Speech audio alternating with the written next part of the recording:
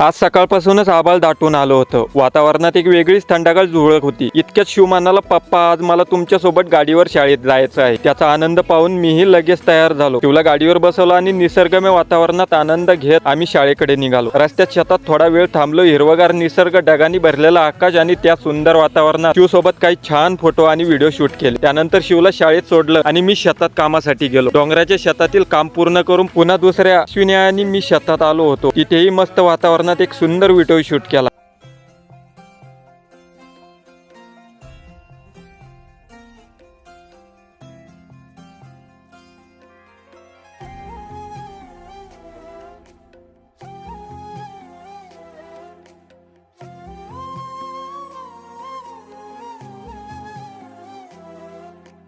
केवड्याचं पान तू, कस्तुरीचं रान तू, आघुळल्या जीवाचं गभान तू.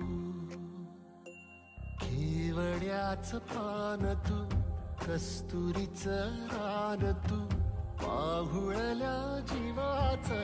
दुसऱ्या बाजूला गजू काका पावसाचं वातावरण असल्यामुळे खताच्या गोण्या सुरक्षित आतमध्ये ठेवत होती. अश्विनीला घरी सोडताच पावसाने जोरदार हजेरी लावली. खरं तर पाऊस सुरू झाला की प्रत्येक शेतकऱ्याचं काळीज धडकायला लागतं, कारण शेतकऱ्याचं संपूर्ण आयुष्य आणि भविष्य पावसावर अवलंबून असतं. थोड्याच वेळात पुन्हा मी आणि शिव शेतात आलो आणि पुन्हा एकदा जोरदार पाऊस सुरू झाला. या सगळ्या गडबडीत आमचा शिव एका खोक्यामध्ये जाऊन बसला, पण तो खोक्यात का बसला होता ते तुम्हीच बघा.